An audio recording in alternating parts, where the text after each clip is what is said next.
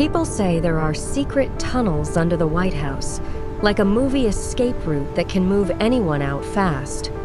Let us treat this like a real case file, separate rumor from what public sources actually mention, without guessing classified details. The story usually starts small, then spreads online, and each retelling adds new connections that nobody can truly verify. People draw imaginary routes across Washington, like a secret metro map, even when they are only connecting dots with no proof. We are not here to sensationalize it. The debate starts when people jump from "some tunnels exist" to "a giant network exists." Supporters say, "Of course it's real. A government would plan for emergencies."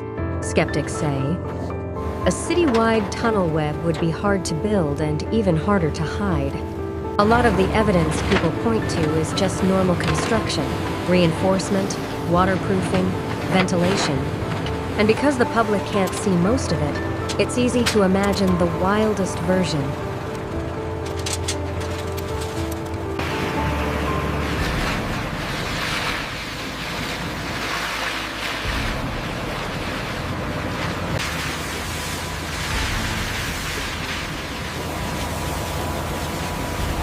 The White House is a symbol, so any mystery under it becomes a perfect story. That's why rumors often sound detailed. People add engineering words to make it feel true. The story usually includes heavy tunnel segments, secret deliveries, and night work, and it's true. Underground work uses serious materials. That alone doesn't prove a mega network. When people hear tunnel boring or see big machinery, they assume a massive project is happening. But cities also dig for utilities, drainage, upgrades, and repairs all the time. Now imagine the rumors version. A clean corridor that leads away from the main building. The claim is not just a tunnel exists. It's this tunnel connects to everything important. People link it to security planning, moving staff safely, moving supplies, or moving leaders during crises. And once you accept that idea, every door becomes suspicious. Every sealed space becomes classified. The White House is a symbol, so any mystery under it becomes a perfect story. That's why rumors often sound detailed. People add engineering words to make it feel true. The story usually includes heavy tunnel segments, secret deliveries, and night work. And it's true. Underground work uses serious materials. That alone doesn't prove a mega network. When people hear tunnel boring or see big machinery, they assume a massive project is happening. But cities also dig for utilities, drainage, upgrades, and repairs all the time. Now imagine the rumors version, a clean corridor that leads away from the main building. The claim is not just a tunnel exists. It's this tunnel connects to everything important. People link it to security planning, moving staff safely, moving supplies, or moving leaders during crises. And once you accept that idea, every door becomes suspicious. Every sealed space becomes classified. Historically, Washington has had reasons to harden systems, war fears, security upgrades, and changing threats. In rumor logic, those upgrades become proof of hidden expansions underground. Some versions say the tunnels were expanded in different eras, not built all at once. That part sounds believable. If tunnels exist, they could be updated over time. But updated over time still doesn't mean connected to the whole city. Real engineering has limits: money, space, maintenance, and security risk. The bigger the network, the more people would have to work on it. That increases the chance it leaks. Another reason the story spreads: people notice night work and assume it must be secret.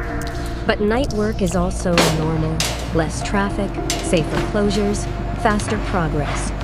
The problem is, we don't have public, verified details about what is under the White House. That lack of detail creates a gap, and rumors fill the gap fast. And then you get evidence boards, old photos, vague documents, secondhand stories, and lots of guessing. Another thing people confuse: different underground systems can cross the same area.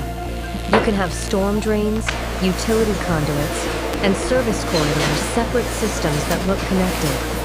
When you blend them together in your mind, it becomes one huge network. The rumor version also adds special doors and compartments to make it more dramatic.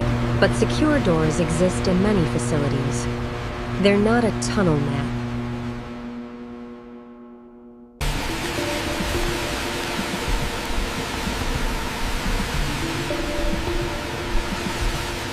Here's the key point.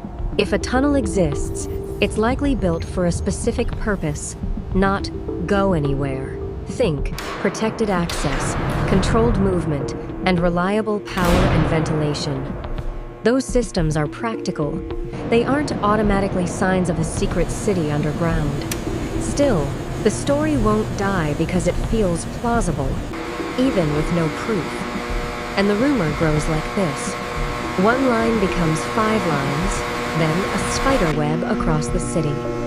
People often claim the tunnels connect to key places, government buildings, secure sites, or transit links.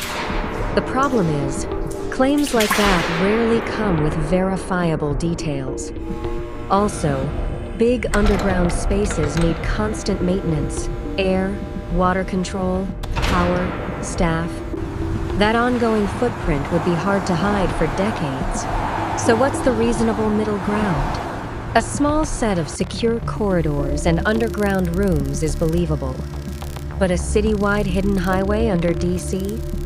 That's where skepticism is strongest. This is where our world build helps.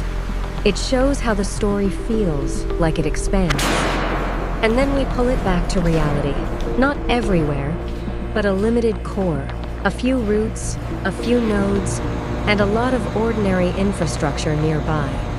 Filters, ducts, cables, boring systems that matter most in an emergency. And if there are tunnels, they would prioritize security and control, not convenience. That's why details are always vague. The story needs mystery to survive. The less we know, the more confident some people sound.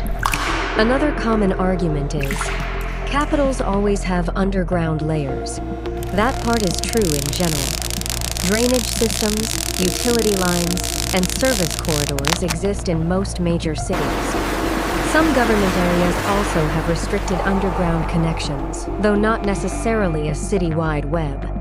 And the White House sits in the middle of all that city infrastructure. Over time, books, TV, and online threads repeat the same ideas, and they start to feel like facts. Social media helps too short clips, dramatic claims, and no source checking. So the rumor becomes a shared map people carry in their heads. But engineering doesn't run on rumors. It runs on constraints and clear purpose. Every extra tunnel adds cost, risk, and more people who would know about it. That's why the extreme claims are the easiest to doubt. Our world build ends with a simpler picture. A bright core, not a spider web. That core idea, limited, secure underground space, fits what we know about how secure sites work. And it explains why the story started. Real underground features, plus a lot of imagination. The controversy will keep going because it's hard to prove a negative. But we can say this. Some underground exists is reasonable. Tunnels to everywhere is the big leap. In the end, the most realistic underground is the one that looks boring. Quiet corridors, controlled doors, backup systems built for stability, not myth. And that contrast is exactly why people keep telling the bigger story. Next time, we can world build another rumor layer without treating rumors as facts.